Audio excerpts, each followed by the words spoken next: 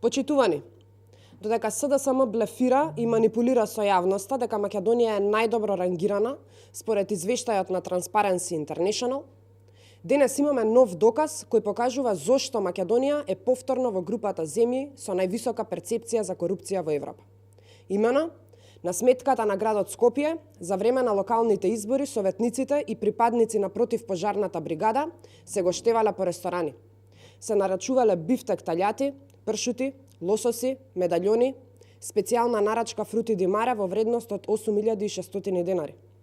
Според наведеното, во барањето за одобрување на средства за репрезентација, лицето Владимир Симоновски, командант на противпожарната бригада, навел дека репрезентациите се искористени за гости од странство, за цитирам, промоција на скалата возило.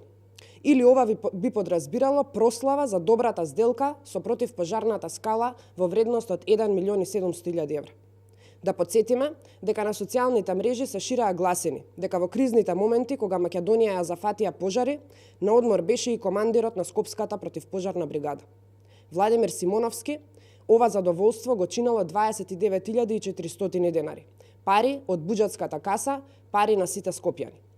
Исто така, председателката на Совет на град Скопје, Љубица Јанчева, за време на кампањата за локални избори на 22 октомври, од сметката на градот троши 39.700 денари за репрезентација во еден ексклузивен угостителски објект на кејот на Вардар. Почитувани, од тука сосема јасно е зошто Македонија се наоѓа на 87-то место на извештајот на Transparency International.